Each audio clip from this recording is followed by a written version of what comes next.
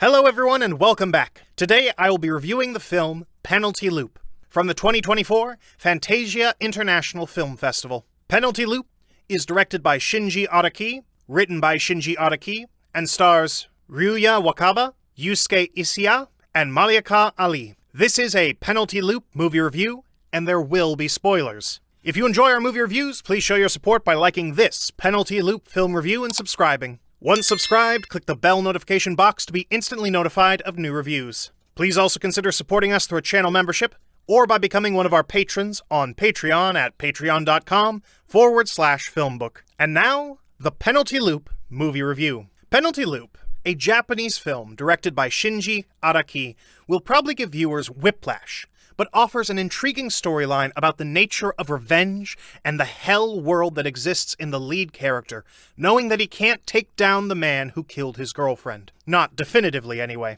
Ryûya Wakaba plays a young man named Jun, who is repeating a day where he hears the same trite information on the radio every morning. Sound familiar?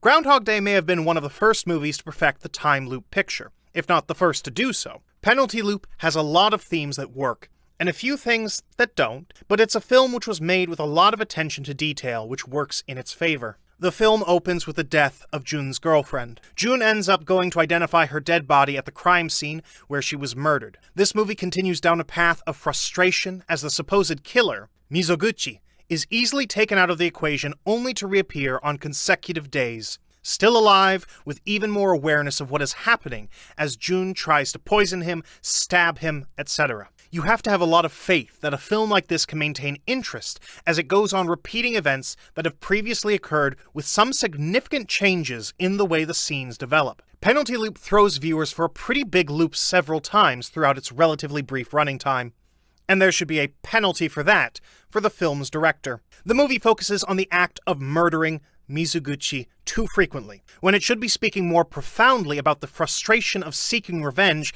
and not attaining it. Well, technically, Jun often achieves revenge, it's just that it doesn't last. This movie spends a lot of time with Jun in the break room at work, manipulating a coffee cup to poison Mizoguchi. At one point, Mizoguchi gets so caught up in figuring things out, he pretends he has the wrong drink and gives it to a woman in the lunchroom, who proceeds to get sick from drinking it to Jun's disliking. When the movie takes a twist or two towards the end, we get more scenes with a specific girl, but the logistics of everything have changed thanks to the way the dynamics of the plot are integrated into the film's chain of events. I have to be perfectly honest in saying that time loop movies often bore me, ever since after seeing Groundhog Day. These types of movies spend too much time on the mundane details of the plot rather than the meat and potatoes of the storyline. Penalty Loop is better than the typical time loop action movie by just a hair. Its themes of revenge and repetitious depressive emotions are well dealt with, and the movie's scenes change it up each time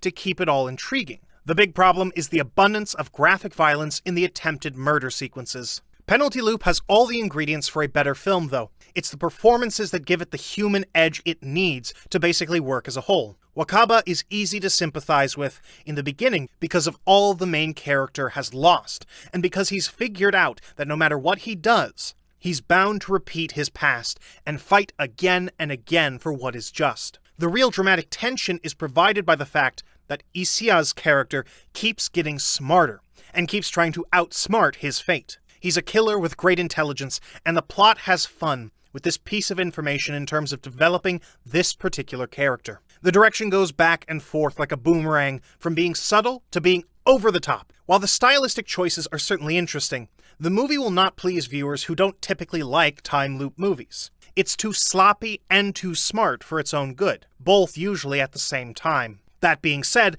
Penalty Loop has a great deal of complex themes that make it a curiosity piece for Japanese action movie fans. It would have been nice if Jun had more layers to him, but the director fleshes out this character through the things he doesn't achieve versus the things that he does accomplish. It's the film's unique approach to its familiar structure that makes it all the more compelling for people who think this movie may interest them. And that brings us to the conclusion of this Penalty Loop movie review. I would love to hear your thoughts on it below in the comments section. If you liked what you heard during this review, please like this video and subscribe to this channel. Please also visit and subscribe to our podcast channel at FilmBook Podcast on YouTube. If you would like to get FilmBook's articles delivered to your inbox, sign up for our daily newsletter or download our Android FilmBook app for instant notifications. You'll find links to both in the description and on our website, FilmBook. That's film-book.com. Thanks for dropping by, and I'll see you next time.